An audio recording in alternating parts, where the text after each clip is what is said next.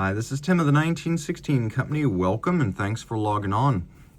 If you love this watch, email me, Team Mosso at the1916company.com for purchase pricing and availability questions concerning this watch. And this watch from the Grand Seiko Heritage Collection, you're looking at the SBGP001 in a 44GS style case in stainless steel. This is a champagne dial 9F Quartz series watch using a next generation 9F movement that was new at the time. The watch is 40 millimeters in diameter, the SBGP001. Only 11.2 millimeters thick from lug to lug, 46.2 millimeters. And if we engage the end links, the total distance across the wrist is 49.9 with a 19 millimeter spacing between the lugs. I know some people can't make peace with quartz luxury watches, and I think that's self-defeating. You need to consider what sets luxury quartz apart from something you would get in a Happy Meal. This is not disposable consumer electronics. It has nothing to do with your phone or tablet, and it's certainly nothing like an Apple Watch. I often see appreciation of luxury quartz as a litmus test for the true sophistication of a collector or the confidence of a collector. In other words, it's almost like when you find world-class Swiss milk chocolate handmade by a confectionery and someone proudly exclaims, "I only eat dark chocolate." Well, you're missing out, and you're ignorant of just how good milk chocolate can be. And I'm probably going to upset you because I also enjoy white chocolate. I also enjoy champagne. And this dial, according to Joe Kirk, who is the world's foremost source for Grand Seiko knowledge, he tells me that the champagne dial, in spite of its outward simplicity, is perpetually and perennially one of the most labor-intensive and step-intensive dials for Grand Seiko to create, even more than the snowflakes. So this watch is a lovely size, and it wears beautifully on my 16 centimeter circumference wrists. Champagne and milk chocolate never tasted so good. And you can see how low it sits on the wrist. It'll easily fly underneath the cuff if you want to wear it with a formal sleeve, easy to do. It's 100 meters water resistant, so it can be your sports watch too. It's really a very capable all-arounder. Now taking a look, you can see that this watch is nowhere near the edge of my wrist. So even though it's almost 50 millimeters end link to end link, I can recommend this for a wrist as small as 14 centimeters circumference. Again, mine is 16. If you were to put this on a strap, you could wear it on a wrist as small as 13.5 centimeters circumference. The bracelet's very nicely made. You can see it's not perfectly conformed to the case. It's designed to look a little bit like a vintage piece. And this 44GS case shape goes back to 1967. It's an icon of Grand Seiko, so it makes a lot of sense that it would be used here on a prestige model. We have a 3-link design with polished intermediates, satin centers, satin shoulders. We've got a little bit of a rolled bevel down the side, polished outer face. As you can see, removable links fixed by screws. We've got an intermediate sized link on each side in case you find yourself in between sizes with the primary removable links.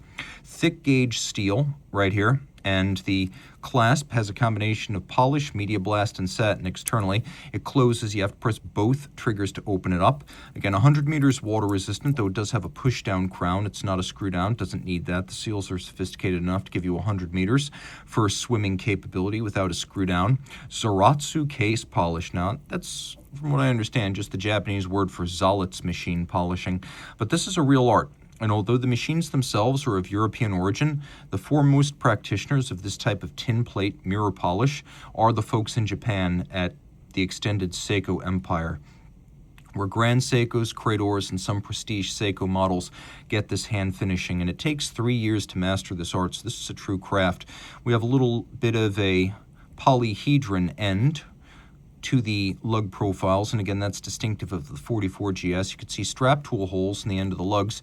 Grand Seiko is one of the last true luxury class watchmakers that expects you to use a strap tool to dismount the bracelet and actually fit straps.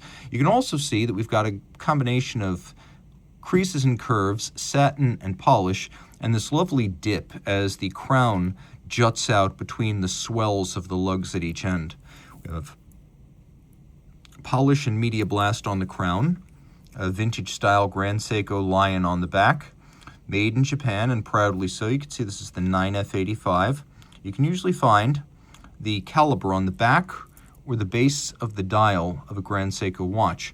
Now the champagne is a relatively simple looking thing. We have a little bit of an off-white shading. We have a metallic sunburst. And depending on what light you're in, it can look purely silver white or almost yellow. It's a very complex thing, and I think it teases out its remarkable refinement and depth of detail with experience and time. Now I'm going to move the hands here so they don't overlap. This was a new feature on the 9F85s, the ability to move the hour hand independently. Because these are accurate to plus or minus 10 seconds a year, it would be enormously disruptive and self-defeating to allow you to set the watch to the second and then desynchronize as you're traveling. So Grand Seiko allows you to move the hour hand independently and even jump the date forward or backwards depending on which direction you're traveling. Now, it's important to note that if you do move backwards, you can occasionally discommode the seconds hand a little bit, so it's best to move it in one direction forward. Now, taking a quick look at the hand itself, you can see it is a true fired blue steel, and fired blue steel is naturally beautiful. This is not some sort of weird chemical dye. It was done the old-fashioned way by actually heating it up. Dials at Grand Seiko are co-equally with Rolex the best in the mainstream luxury class. I've said this many times. Rolex achieves perfection by automation. Grand Seiko does it by a lot of hand craftsmanship. So the logo, the indices, the hands, even the frame for the date. Take a look at those hands. Mirror polished on every facet with razor-like sides. The same true of the indices themselves. Diamond-tipped milling tools operated by hand by people whose full-time gig at Grand Seiko is to make these parts. They are then placed and caulked by hand. Now you can see there is a unique mechanism with that seconds hand, and it's called double impulse. And the double impulse is a method of allowing the hands to be long, extended, and graceful while using less energy. So here we still have 3 years of battery life. Another thing that's important is the lash adjustment that keeps the hands more or less right on their target. If you look at its ability to hit the index, you got to view it from the right angle, is very consistent because of the lash adjustment. There's also thermocompensation, which means over time, temperature cannot cause a great deal of deviation. Temperature can affect quartz as much as it affects purely mechanical movements.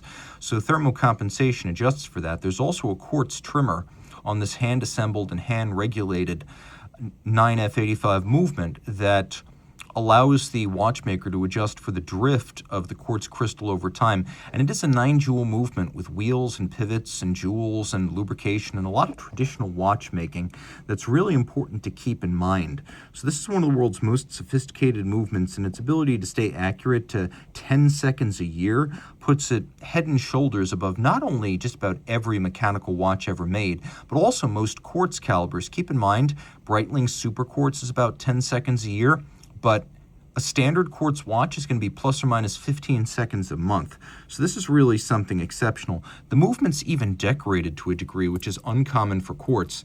Look, milk chocolate is legitimate, can be just as good as dark chocolate. Yes, dark chocolate has the snob appeal and probably always will.